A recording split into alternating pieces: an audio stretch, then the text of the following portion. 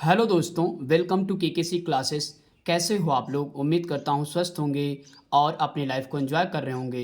दोस्तों, आज हम लोग हार्ट की क्रिया विधि को सीखेंगे, यानी कि हृदय किस प्रकार हमारा काम करता है, उस पे आज हम लोग चर्चा करेंगे। ओके दोस्तों, आइए दोस्तों वीडियो की शुरुआत करते हैं। दोस्तों, यहाँ पे हमने एक डायग्राम बनाया है जो कि हार्ट का रियल डायग्राम नहीं है। ओके दोस्तों, यह केवल आपको समझाने के लिए बनाया गया है ताकि हार्ट की क्रियाविधि को हम लोग आसानी से समझ सकें। ओके दोस्तों, तो आइए दोस्तों हम लोग स्टेप बाय स्टेप सीखते हैं कि हमारा जो हार्ट है वो किस प्रकार काम करता है। तो ध्यान रखिए, सबसे पहले दोस्तों हम लोगों को ये पता होना चाहिए कि हमारे हार्ट में कितने चैम्बर होते हैं। दोस्तों, आप चैम्बर कहिए, चाहे कोष्ठक कहिए, चाहे कक्ष कहिए, तीनों का एक ही मतलब है। ओके दोस्तों, तो हमारे हार्ट में दोस्तों कितने चैम्बर पाए जाते हैं? तो दोस्तों 4 चैम्बर पाए जाते हैं। कौन कौन से? 1 2 3 4। ओके दोस्तों, तो ध्यान रखिए, अगर हम देखें तो ऊपर वाले दोनों चैम्बरों को क्या बोलते हैं? तो आलिंद बोलते हैं। ओके दोस्तों, क्या बोलते हैं? आलिंद बोलते हैं। और नीचे वाले दोनों चैम्बरों को क्या बोलते हैं दोस्तों? तो निलय बोलते हैं। ओके दोस्तों, अगर हम देखें इस तरफ वाले चैम्बर को क्या बोलते हैं? तो दायां आलिंद बोलते हैं। और इस तरफ वाले चैम्बर को क्या बोलते हैं? तो बायां आलिंद बोलते हैं। ओके दोस्तों, इसी प्रकार अगर हम नीचे देखें तो इस वाले को क्या बोलते हैं? दायां निलय। और इस तरफ वाले को क्या बोलते हैं? बायां निलय बोलते हैं। इस प्रकार हमारे हार्ट में कितने दोस्तों चैम्बर होते हैं? तो 4 होते हैं। ओके दोस्तों, आई होप कि दोस्तों ये बात आपको समझ में आ रही होगी। इसके बाद दोस्तों हम लोग स्टेप्स 2 सीखते हैं। तो यहाँ पे देखिए, अगर हम देखें तो यहाँ पे मैंने लिखा है अग्र महाशिरा और यहाँ पे निम्न महाशिरा। ओके दोस्तों, अगर हम देखें तो शिराओं का हमारे शरीर में क्या काम होता है? तो दोस्तों शिराओं का यह काम होता है कि पूरे शरीर से ला करके ब्लड को हार्ट को देना, यानी कि पूरे शरीर से रक्त को ला करके किसको देना? तो हृदय को देना। ओके दोस्तों, तो यहाँ पे दोस्तों शिराएं क्या करती हैं? तो हमारे पूरे शरीर से ला करके अशुद्ध रक्त देती हैं। कहाँ पे देती हैं? तो दाएं आलिंद को देती हैं। ओके दोस्तों, यह रक्त अशुद्ध क्यों होता है?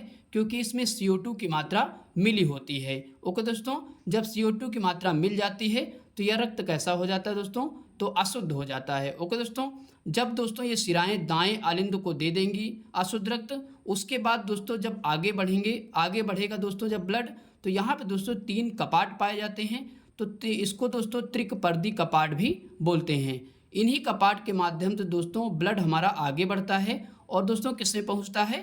तो दाएं निलय में पहुंच जाता है। ओके दोस्तों, जब दोस्तों दाएं निलय में पहुंच जाएगा तब दोस्तों क्या होगा? ये कपाट अपने आप बंद हो जाएंगे ताकि अशुद्ध रक्त फिर से दाएं आलिंद में ना जा सके। ओके दोस्तों, फिर उसके बाद हमारा ब्लड आगे बढ़ेगा। आइए देखते हैं, इसके बाद आगे देखते हैं। दोस्तों इसके बाद आपको दिख रहा है यहाँ से एक पल्मोनरी धमनी जुड़ी हुई है जो कि फेफड़े से जुड़ी हुई है। ओके दोस्तों, फिर इसके माध्यम से क्या होगा? मतलब दाएं निलय से अशुद्ध रक्त दोस्तों पल्मोनरी धमनी द्वारा होते हुए कहाँ पहुँच जाएगा दोस्तों? तो फेफड़े में पहुँच जाएगा। ओके दोस्तों, जब दोस्तों फेफड़े में हमारा ब्लड जो है पहुँच जाएगा तो वहाँ क्या करेगा? फेफड़ा इसको ऑक्सीजन प्रदान करेगा, यानी कि ब्लड को, अशुद्ध ब्लड को ऑक्सीजन जब देगा तो हमारा जो ब्लड है वो क्या होगा? शुद्ध हो जाएगा। ओके दोस्तों, जब हमारा ब्लड दोस्तों शुद्ध हो जाएगा तो यहाँ पे आपको दिख रही है पल्मोनरी शिरा। दोस्तों फेफड़े से कहाँ जुड़ी हुई है? पल्मोनरी शिरा जुड़ी हुई बाएं आलिंद से। तो दोस्तों इसी पल्मोनरी शिरा के माध्यम से हमारा जो शुद्ध रक्त है वो कहाँ जाएगा? तो बाएं आलिंद में पहुँच जाएगा। ओके दोस्तों, जब दोस्तों बाएं आलिंद में पहुँच जाएगा तब यहाँ पे आपको दिख रहा है कि 2 कपाट यहाँ भी मौजूद हैं। ओके दोस्तों, तो इन्हीं कपाट के माध्यम से हमारा ब्लड जो है बाएं निलय में पहुंचेगा। कहाँ पहुंचेगा दोस्तों? तो बाएं निलय में पहुंच जाएगा। जब दोस्तों बाएं निलय में पहुंच जाएगा तो यहाँ पे एक आपको दिख रही है महाधमनी जुड़ी हुई है जो कि शरीर से जुड़ी हुई है। ओके दोस्तों, तो ये महाधमनी क्या करेगी? ये जो बाएं निलय में शुद्ध रक्त है तो महाधमनी पूरे शरीर के विभिन्न अंगों में पहुंचा देगी ब्लड को। ओके दोस्तों, क्या करेगी महाधमनी? जिसको इंग्लिश में दोस्तों क्या बोलते हैं? एओर्टा भी बोलते हैं। ओके दोस्तों, तो महाधमनी का काम ये होता है कि शुद्ध रक्त को शरीर के विभिन्न भागों में पहुंचाना। ओके दोस्तों, यहाँ पे दोस्तों एक क्वेश्चन बनता है कि किस आलिंद में या निलय में शुद्ध रक्त होता है और किस आलिंद या निलय में अशुद्ध रक्त होता है? तो यहाँ पे अगर देखें तो बाएं आलिंद में और बाएं निलय में कैसा रक्त होता है दोस्तों? तो शुद्ध रक्त होता है। अगर इधर आए दाएं आलिंद में, दाएं निलय में दोस्तों कैसा रक्त होता है?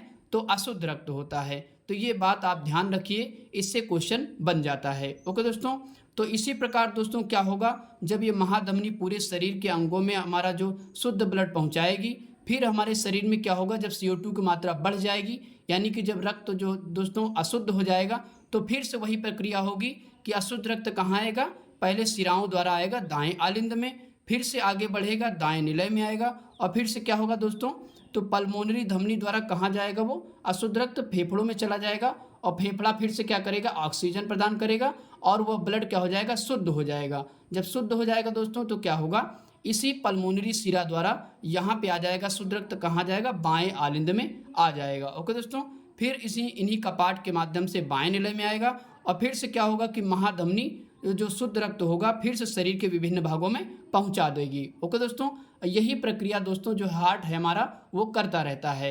ओके दोस्तों, आई होप कि दोस्तों आपको यह पूरी बात हमारी समझ में आ गई होगी, यानी कि आपको हार्ट की क्रियाविधि पूरी समझ में आ गई होगी। ओके दोस्तों, थैंक्स फॉर वॉचिंग वीडियो।